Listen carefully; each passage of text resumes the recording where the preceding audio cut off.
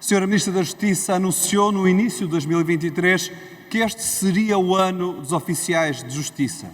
Dizia ela que ia ter um estatuto que respondia às injustiças que durante décadas sofriam os oficiais de justiça e que iria trazer paz a um setor que tinha estado permanentemente em guerra. Já passaram 10 meses e da promessa de apaziguamento que nós tínhamos da Sra. Ministra da Justiça, tivemos o proliferar das greves. Há adiamento de milhares de diligências e milhões de atos de processuais foram colocados em lista de espera. É esta a resposta que a Sra. Ministra da Justiça tem para dar ao país, colocando ainda mais o atraso que a Justiça já era. E por isso, fruto do governo do Partido Socialista, ainda mais está a ser no funcionamento de algo fundamental no Estado de Direito Democrático. Mas os oficiais de justiça não têm razão? A Sra. Ministra demorou tanto tempo a dar-lhes uma resposta porque eles não têm razão, porque eles têm pretensões que são injustas, que não são percepcionadas como razoáveis sequer? Bem, se nós ouvirmos o Sindicato de Magistrados do Ministério Público, dizem que os oficiais de justiça têm razão. Se ouvirmos a Associação Sindical de Juízes Portugueses, dizem que os oficiais de justiça têm razão e são sensatos nas suas propostas. Se ouvirmos a Ordem dos Advogados, é-nos dito também que os oficiais de justiça têm razão. E, curiosamente, se ouvirmos a Sra. Ministra, ela também nos vem dizer que os oficiais de justiça têm razão. Só que, pasmemo-nos, 10 meses depois, o ano dos oficiais de justiça é o ano da luta dos oficiais de justiça, ou o ano das greves dos oficiais de justiça.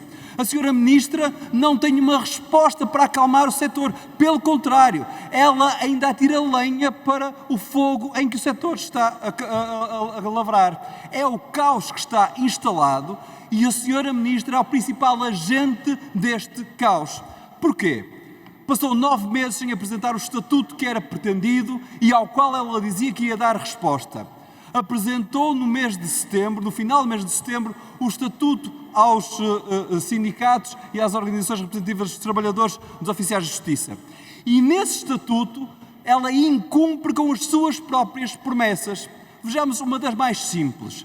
Ela vai valorizar a carreira dos oficiais de justiça? Não! Ela vai apoucar os oficiais de justiça. Alguns deles vão ser despromovidos com a proposta de estatuto que ela está a apresentar em cima da mesa. É isto um elogio? É isto uma demonstração de respeito? Não, é um insulto da Sra. Ministra aos oficiais de justiça, os mesmos que estiveram na linha da frente na resposta no momento difícil da pandemia, os mesmos a quem lhes é pedida as horas e horas extraordinárias durante todo o ano para responder aos problemas dos atrasos da justiça. Mas a Sra. Ministra não os respeitou, pelo contrário, atingiu-os no seu orgulho, na sua dignidade e na valorização que esperavam que tivessem na sua carreira. Diz a Sra. Ministra, o futuro vai ser diferente. O futuro vamos dividir então os oficiais de justiça no novo estatuto entre técnicos superiores de justiça e os técnicos de justiça. Qual é a diferença? Uns têm de ter licenciatura, os técnicos superiores, e os técnicos de justiça não terão licenciatura. Mas há algum prazo, algum regime transitório? Não.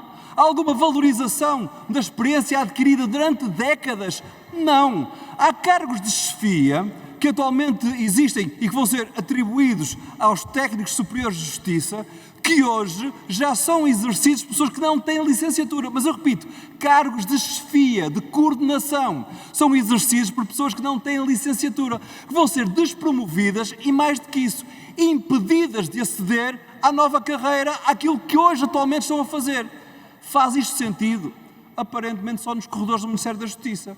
Porque nos tribunais ninguém percebe. Ninguém percebe. No país ninguém percebe. E é por isso que depois de tantos atrasos nos tribunais, não há uma indignação contra os oficiais de justiça. Há uma indignação contra o governo. Porque toda a gente percebe que o problema das greves não é em quem as faz, é quem as provoca e é o governo que as está a provocar. Mas vamos a outra promessa da Sra. Ministra. Dizia ela, é uma vergonha que o atual suplemento de recuperação processual, que na verdade é parte da remuneração, não seja paga a 14 meses por ano.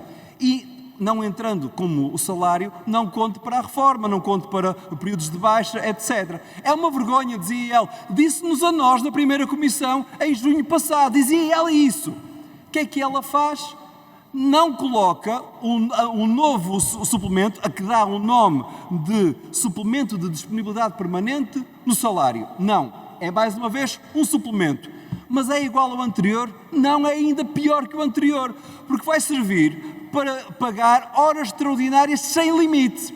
Sem limite. Diz a Sra. Ministra, agora, se vão receber este suplemento, sendo obrigados, e vou citar, sendo obrigados a trabalhar enquanto perdurarem as condições de trabalho que determinarem a sua atribuição deste suplemento e havendo a necessidade de exercício efetivo das suas funções.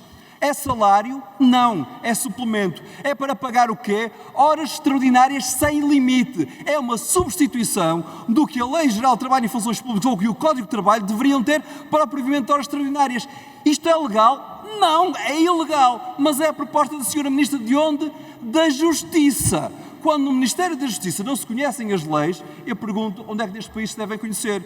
E é por isso que daqui do Parlamento para os tribunais, para os oficiais de justiça, nós lhes dizemos: estamos convosco, a razão está convosco e por isso lutem, porque só lutando é que conseguimos ultrapassar esta enormidade, este insulto que é este novo estatuto que a Sra. Ministra da Justiça propôs. Disse.